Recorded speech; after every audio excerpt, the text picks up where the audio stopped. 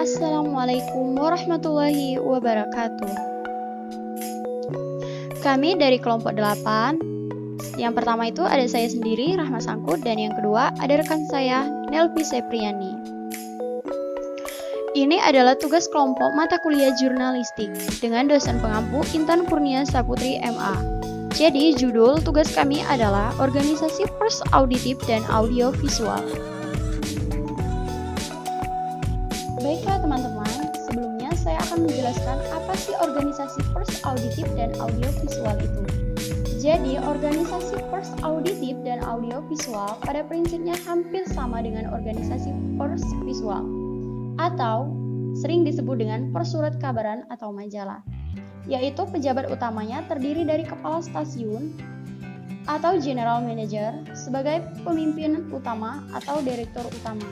Nah, sedangkan untuk kepala siaran itu setara dengan pimpinan redaksi atau kepala bagian usaha itu setara dengan pemimpin perusahaan dan kepala bagian mekanik. Adapun perbedaan nama itu menunjukkan adanya modifikasi tugas dan kewajibannya sesuai dengan tuntunan, sifat, dan fungsi medium yang digunakannya. Pada organisasi pers auditif yang digunakan yaitu medium radio. Kepala siarannya itu membawahi seksi pemberitaan atau news director, seksi program atau program director, dan seksi operator atau musik director. Nah, sedangkan kepala bagian usaha itu membawahi seksi penjualan atau sales manager dan seksi accounting atau sering disebut dengan accounting. Untuk bagian mekanik serupa dengan bagian mekanik pada organisasi persurat kabaran, yaitu bertugas menyediakan dan mengurus segala peralatan dan perlengkapan yang diperlukan untuk kegiatan memproduksi sajiannya. Bedanya di sini, sajian pers visual adalah muatan surat kabar atau produk jurnalistiknya itu hanya bisa dibaca saja. Sedangkan sajian pers auditif adalah muatan radio, yaitu produk jurnalistiknya yang hanya bisa didengar saja. Dalam hal ini naskah siaran itu dipersiapkan dalam bentuk skrip, di mana penyajiannya itu melibatkan kerja penyiar bersama operator. Seluruh sajian disampaikan secara auditif atau audio. Demikian pula dalam organisasi pers audio visual, dibedakan dari kedua organisasi tersebut ke visual dan auditif ini pada perlengkapan seksi program. Naskah siarannya itu dipersiapkan dalam bentuk skrip, tayangan yang bersifat skenario gambar hidup sebagai mata tayangan siarannya. Dalam hal ini, skrip dimaksud mencakup perilaku orang-orang dan suasana sekitarnya yang terlibat dalam tayangan yang ditampilkan, seperti perilaku atau kegiatan penyiar, peristiwa yang diberitakannya, atau liputan atau rekaman peristiwanya, dan latar belakang musik maupun suasana pada saat peristiwa itu terjadi. Skrip tersebut merupakan skenario penyampaian laporan terjadinya suatu peristiwa yang akan ditayangkan dalam bentuk gambar hidup yang dibuat dengan menggunakan teknik-teknik sinematografi.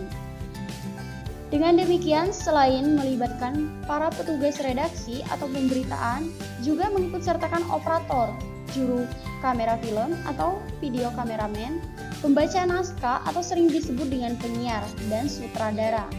Maka siaran atau tayangannya pun bisa didengar dan dilihat sebagaimana kejadian peristiwanya.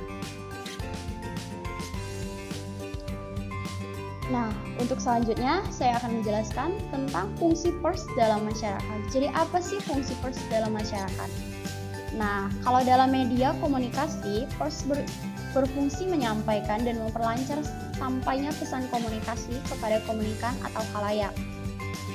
Memperlancar dalam arti mempermudah penerima khalayak, baik dari segi pengertiannya maupun perolehannya.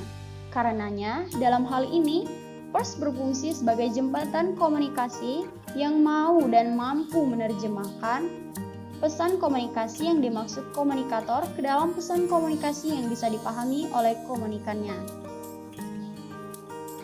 Penerapannya dalam kehidupan masyarakat, pers ini mampu membawa fungsi informatif kehidupan sebagai alat kehidupan sehari-hari, sebagai penghibur, sebagai alat untuk mempertahankan prestis sosial, dan sebagai penghubung dalam pengertian untuk mempertahankan kehidupan di mana ukuran moral terus berkembang.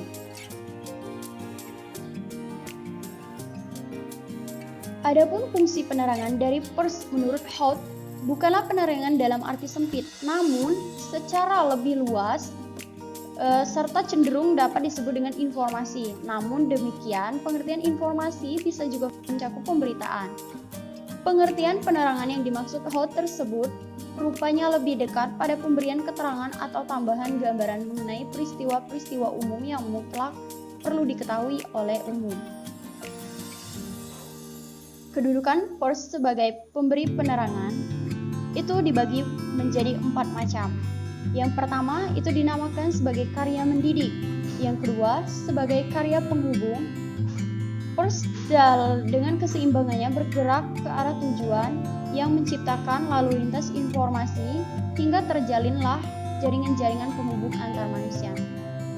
Karya pers yang ketiga adalah membantu membentuk pendapat umum.